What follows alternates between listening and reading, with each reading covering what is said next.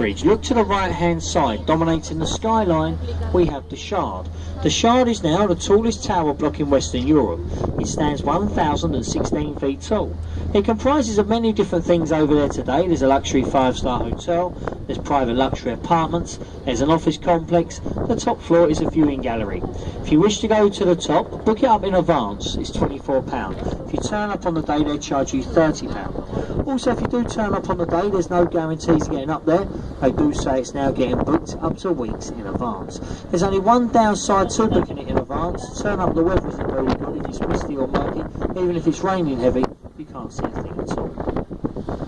In front of us now, we have the busiest railway line on the River Thames, the this was the Cannon Street Railway Bridge.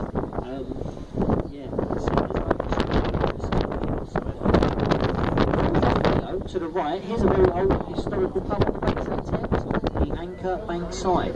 There has been an Anchor Tavern on that site for over 400 years. The pub used to be free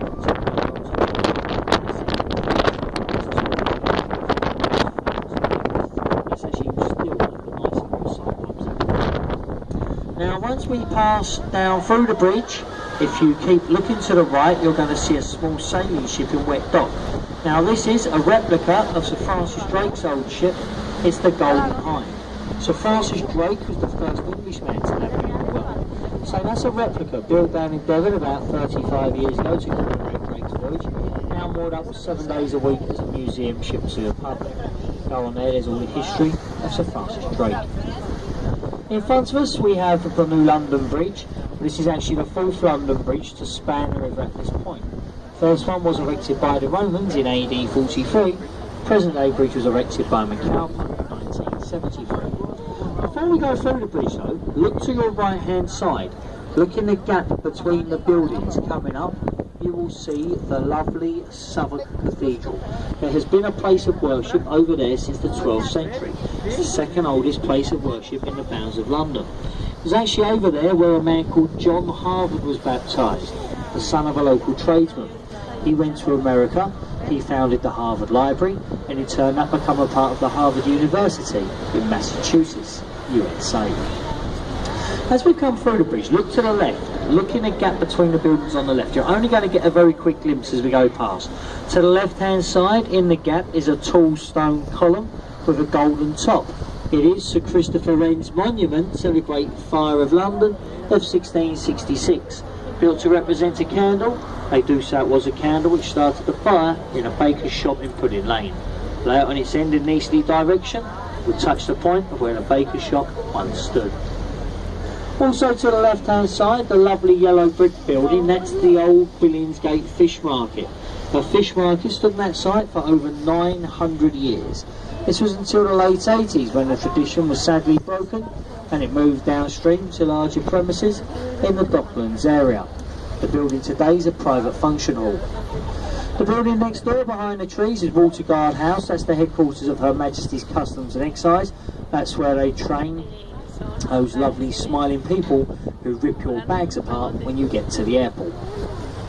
Well, unless the baggage handler's being served, of course. Or if you're travelling with EasyJet, can't take a bag. 50 quid for the flight, 250 quid for the bag. But over here to the right, we have the two ships. The one on the inside, painted in the camouflage colours, HMS Belfast. She was the largest of the light cruisers ever built for the British Royal Navy. She weighs 11,500 tonne.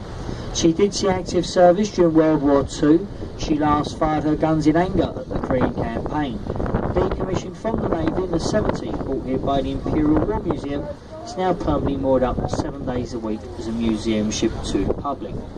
Now this German frigate on the outside is one of the many cruise liners we have here on, one of the many visitors who come here on the Thames. Normally when these ships are doing their tours of duty, the Port of London is quite a common place for them to visit. I believe this one actually leaves tonight. It's been here about 2 or 3 days now. Now, as I said earlier, folks, obviously you do want to go and take your photos. Please, by all means, do so. Once you have those, folks, if you could please take to a seat. I say it isn't just for only for your own comfort and safety. It's just if everyone stands up, it does make it very difficult to see on camera. Please, by all means, do take your photographs. Now, over to the left-hand side, we have the world famous Tower of London.